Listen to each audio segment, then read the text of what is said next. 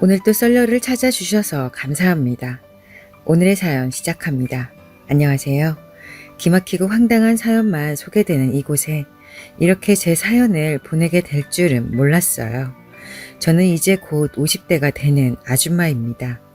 4살 많은 남편하고 22살 먹은 아들과 이제 고등학교 들어가는 딸아이와 행복하게 잘 살고 있습니다. 지금 살고 있는 남편과 결혼한 지 올해로 정확하게 20년 되었네요. 제 인생에서 남편은 정말 고마운 사람입니다. 남편과는 재혼이에요. 그리고 아들은 전 남편과의 사이에서 낳았죠. 지금의 남편은 사촌 언니의 중매로 만났어요. 그때 나이가 29살이었어요. 제 입으로 말하기는 좀 그렇지만 제가 외모와 몸매가 괜찮은 편이었어요. 애딸린 여자라고 하면 안 믿었거든요. 하지만 저는 솔직히 결혼 생각이 없었어요. 그냥 아들만 바라보고 살려고 했거든요. 전 남편과 안 좋게 헤어졌거든요. 전 남편 이야기를 간단하게 하자면 전 남편 집이 잘 살았어요. 아버님이 부동산 임대업을 하셨는데요. 건물도 몇 채 있으시고 땅도 꽤 있으셨어요. 아버님에게는 아들 둘이 있었고 전 남편이 첫째였죠. 전 남편은 술과 노름 중독이었어요. 허구한 날 그 짓거리를 하고 다녔다더군요. 그렇게 정신을 못 차리니 아버님이 재산이 아무리 많다고 한들 돈을 주겠어요. 아버님 눈 밖에 나서 돈을 받을 수 없으니 저를 이용한 거였어요. 결혼해서 정신을 차린 것처럼 보인 뒤에 돈을 타내려는 속셈이었죠. 저는 전 남편이 그러는 걸 모르고 만났고 결국 결혼을 하게 되었습니다. 그리고 바로 임신을 하게 되었어요. 아버님은 전 남편에게 속아서 돈을 해주셨고 전 남편은 그 돈으로 사업을 시작하더군요. 그런데 사업이 엄청나게 잘 되는 거예요. 그러더니 딴 여자를 만나고 다녔고 저보고 이혼하자고 하더군요. 난 너를 사랑하지 않는다. 처음부터 그랬다. 아버지한테 돈을 받으려고 너랑 결혼했다. 그래서 네 뱃속에 있는 아이한테 관심 없다. 난 지금 다른 여자를 사랑한다. 이러면서요. 이미 임신까지 해버린 터라 저는 안 된다 했죠.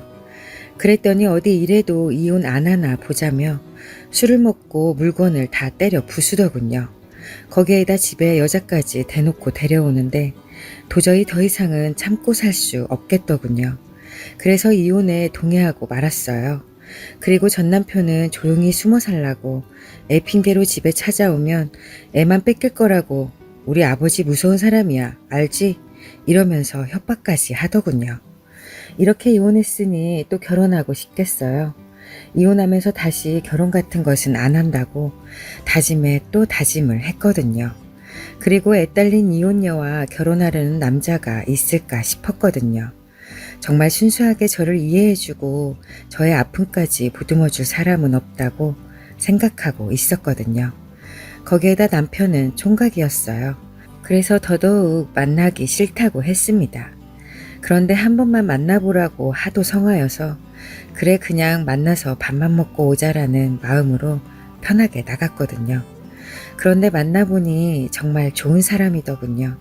키가 크고 잘생긴 사람은 아니었지만 선한 인상을 가진 남자였어요. 저는 만나자마자 다 이야기했어요. 제 과거 이야기를요. 전 남편과 어떻게 헤어지고 지금은 공장에 다니면서 2살짜리 아이를 키우고 있다고 했습니다. 어차피 듣고 나와서 다 알고 있겠지만 앞서 말했듯이 저는 결혼 생각이 없었기에 애시당초부터 선을 그으려고 그랬어요. 제 말을 듣더니 웃더군요. 이제 한 번 봤는데 너무 앞서가는 거 아니냐고 자기는 편하게 나왔다고 하는 거예요. 사촌 언니와는 고등학교 동창인데 한 번만 만나보라고 해서 나왔다 더군요.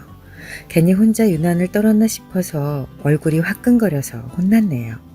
그래도 그렇게 이야기를 해주니 한결 더 마음이 편해지더군요. 그래서 편한 오빠 동생으로 지내자고 했죠. 남편은 부모도 일가 친척도 하나 없었습니다. 하지만 남편은 밝고 긍정적인 사람이었어요. 남편은 지방 출장이 잦았어요. 그래서 자주 만나지는 못했습니다. 그래도 통화 문자는 매일 했어요. 여자 혼자 일하면서 아이를 키우는 게 보통 힘이 드는 일이 아니었어요. 그렇게 하루하루 아등바등 사는 저한테 남편이라는 존재는 큰 힘이 되었어요. 믿고 기댈 수 있는 그런 든든한 사람이었어요. 통화하면 제 이야기를 잘 들어주고 만나면 즐거워서 남편과 함께하면 힘든 세상살이를 다 잊을 수 있었거든요. 그래서 어느새 남편을 사랑하게 되었습니다. 하지만 남편이 미혼이었기에 저는 혼자서 속으로만 간직하고 있었어요. 제 욕심이라고 생각했거든요. 그런데 1년이 지난 어느 날 남편이 결혼하자고 하는 거예요. 사귀자고가 아니라 결혼이요. 저를 사랑한다고 고백하면서요. 저만 혼자 짝사랑하고 있는 게 아니었구나 라는 생각에 정말 기뻤지만 선뜻 알겠다고 할 수는 없었어요. 전 혼자가 아니라 아이가 있었으니까요. 그래서 싫다고 했습니다. 남편은 좋은 사람이었기 때문에 저보다 더 좋은 사람 만나서 행복한 결혼 생활 하기를 바랬거든요. 남편이 자기가 싫으냐고 묻길래 아니라고 했어요. 그럼 혹시 이혼과 아이 때문이냐고 하길래 그렇다고 했죠. 그랬더니 바로 결혼 날짜를 잡자고 하더군요. 그렇게 남편하고 결혼을 하게 되었습니다. 남편과의 결혼 생활은 정말 행복했어요. 무엇보다 남편은 아들한테 정말 잘합니다. 아들을 진심으로 아끼고 사랑해서 하고 싶다는 것은 다 해주거든요. 정확한 속사정을 모르는 주위 사람들은 남편이 아이의 친아빠가 아니라는 사실을 모를 만큼 정말 잘하네요. 결혼 후 남편과 저 사이에서 딸이 태어났지만 남편은 편애하지 않고 똑같이 대했습니다. 그래서 남편한테 정말 고맙다고 말하면 아빠가 자식한테 잘하는 게 당연한 거지 그런 소리 하지 말라고 하네요. 아들도 남편이 자기 친아빠가 아니란 사실을 알고 있습니다. 남편의 생각이었어요. 재혼할 당시에 아들은 3살이었어요. 저는 전 남편과 아들을 임신한 채로 이혼해서 아들은 전 남편을 한 번도 본 적이 없습니다. 그래서 지금의 남편과 결혼할 때 아이한테 남편을 친아빠라고 해도 됐을 텐데 괜히 나중에 알게 되어서 상처를 받는 것보다 처음부터 아는 것이 더 나을 거라고 아들에게 사실대로 다 알려주자고 했죠. 그리고 아이가 상처를 받지 않도록 우리가 더 사랑으로 키우면 된다고 했어요. 남편은 현명하고 올바른 저희 집 기둥입니다. 그런 사람하고 아이들 키우면서 행복하게 서로 사랑하고 20년을 살았네요. 하지만 1년 전 친정 아빠가 사기를 당했어요. 그래서 길바닥에 나앉게 생겼었어요. 그때 남편이 나서서 다 해결했습니다. 자식들 결혼자금에 보태주려고 들었던 적금까지 깼습니다. 저는 남편에게 정말 미안했어요. 하지만 남편은 돈이야 또 벌면 된다고 신경을 쓰지 말라고 하더군요. 저는 조그만 식당을 하고 있었어요. 전에는 손님이 많았습니다. 하지만 근처에 다른 식당들이 많이 생기면서 매출이 뚝 떨어졌어요. 가게 문을 열면 손의 일 정도였어요. 그렇다고 문을 닫을 수는 없었습니다. 그래서 메뉴 변화도 시도해 보았지만 손님이 늘지 않았어요. 제가 벌어서 남편의 짐을 덜어줘야 하는데 그러지를 못하니 걱정이었습니다. 이런 식으로 가다가는 가게 문을 닫아야 했죠. 그런데 얼마 전에 갑자기 전 남편이 아들의 친아버지란 작자가 찾아온 거예요. 점심시간이 지나 잠깐 쉬고 있었어요. 그런데 그 인간이 들어왔고 태연히 음식을 주문하는 거예요. 제 얼굴을 빤히 쳐다보면서요. 저는 그 뻔뻔한 태도에 너무 화가 나서 당신 같은 인간한테 줄 음식 따위는 없으니까 당장 나가라고 다신 오지 말라고 했습니다. 그랬더니 그 인간이 무릎을 꿇고 잘못했다고 용서를 하라고 하는 거예요. 당황스럽더군요. 그때 저를 이용만 하고 쫓아냈으면서 20년 만에 찾아와서 그러는데 왜 그러나 싶었거든요. 그 인간은 자기가 살 날이 얼마 안 남았다고 하더군요. 저를 내쫓고 그 여자와 결혼을 했지만 그 여자는 허영심이 가득한 여자였대요. 그래서 결혼 생활 내내 싸웠다더군요. 결국 헤어지고 그 이후로는 혼자 살면서 일만 하고 살았대요. 그런데 얼마 전에 병원에 갔다가 간암 말기 시한부 선고를 받은 거죠. 이렇게 죽을 때가 되고 보니까 옛날에 저랑 아들을 버린 것이 너무 후회가 된다고 하더군요. 그래서 죽기 전에 모든 걸 원래대로 돌이키고 싶다는 거예요. 곧 죽을 텐데 자식이라고는 하나밖에 없다고 재산을 아들에게 물려주고 싶다는 거예요. 그러려면 아들을 자기 호적에 올려야 된대요. 그게 무슨 소리냐고 헛소리 하지 말라고 했죠. 어차피 죽는 마당에 돈이 다 무슨 소용이냐고 당연히 내 아들에게 물려줘야 하지 않겠냐며 그렇게 되면 당신한테도 좋은 일 아니겠냐. 가게 어려운 거 다 안다. 법적으로 내 자식이 되는 거지 이제까지 당신이 키웠으니까 당신 아들인 거는 변화 없다고 하는 겁니다. 그 말을 듣자 솔직히 망설였습니다. 저는 아들에게 물려줄 게 아무것도 없잖아요. 그 말대로 하면 전 남편의 재산을 받게 되고 그러면 아들의 인생은 돈 걱정은 하지 않고 편하게 살 수 있게 되잖아요. 그래서 생각할 시간을 조금 달라고 했습니다. 전 남편은 오래 못 기다린다고 일주일 있다가 다시 오겠다고 하더군요.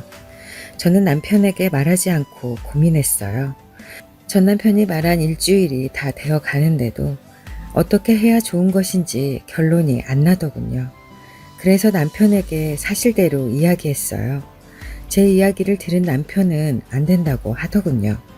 돈이 인생의 전부냐고, 돈 많다고 행복하냐고, 돈 때문에 자식을 팔 수 있냐고 하면서요.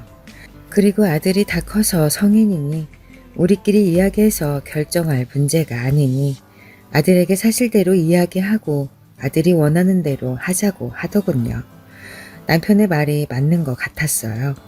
그래서 아들과 딸이 있는 자리에서 이야기를 했습니다. 남편은 아들에게 우리는 내가 어떤 결정을 해도 이해한다. 내가 어디에서 어떤 모습을 하고 있어도 내 아들인 것은 변하지 않는 사실이라고 우리에게 미안해서 마음과는 다른 결정을 내리지 말라고 했습니다.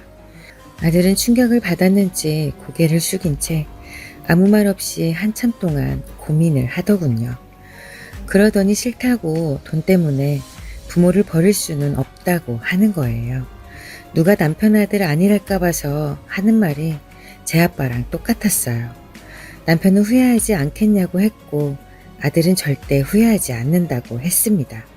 역시 제가 며칠 동안 고민하고 고민해도 도저히 결론을 낼 수 없었던 문제를 남편은 단번에 현명하게 해결한 거였어요.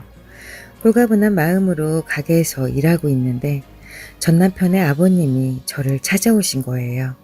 저는 깜짝 놀랐어요. 아들을 뺏어가려고 아버님까지 나섰나? 라는 생각이 들었거든요. 그런데 아버님이 하신 말씀은 충격이었어요.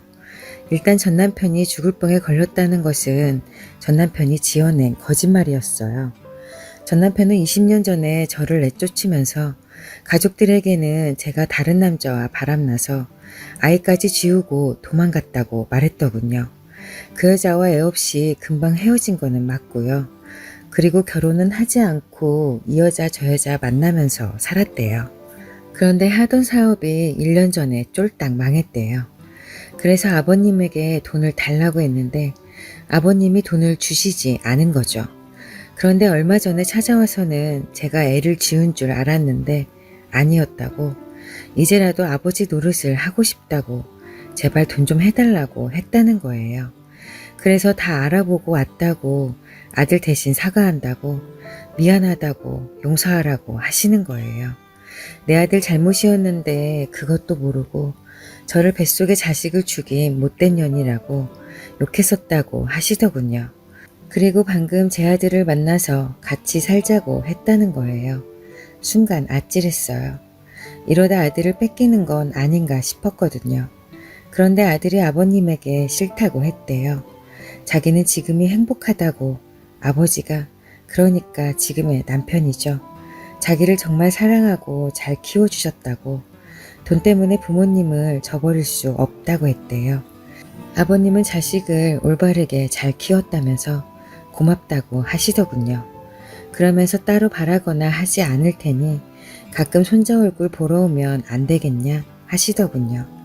제가 그것까지는 막을 수는 없잖아요. 그렇게 하시라고 했어요. 그리고 아버님은 다른 뜻이 있어서가 아니라 할아버지가 손자한테 그냥 주는 거라고 돈봉투를 내미시는 거예요.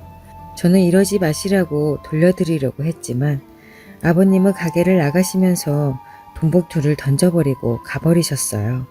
거기에는 1억짜리 수표 3장이 들어있더군요. 저는 돈봉투를 들고 어떻게 해야 하나 고민했어요. 아버님이 가시고 1시간 정도 지났을까요? 전 남편이 환자복을 입은 채로 나타났어요.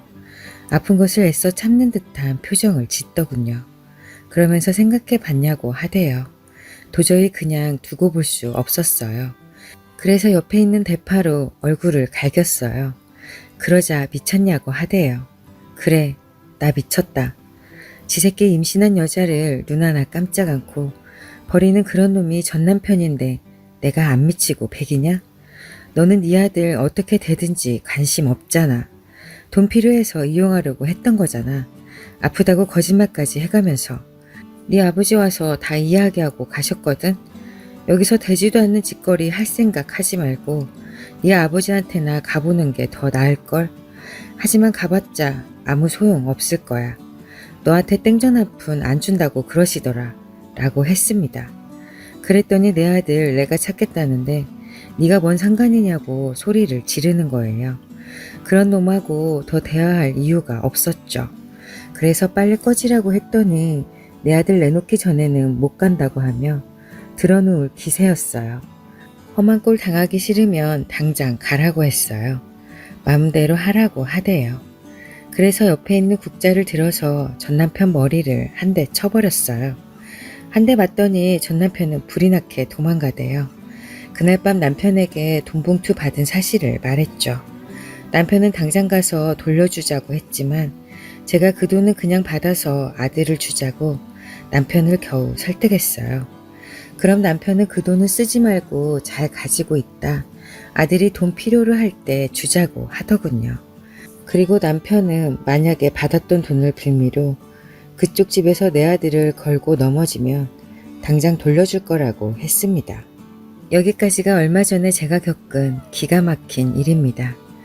전 남편이 다시 찾아오면 국자 한 방이 아니라 진짜 본때를 보여주려고 하는데 아직까지는 나타나지 않고 있네요.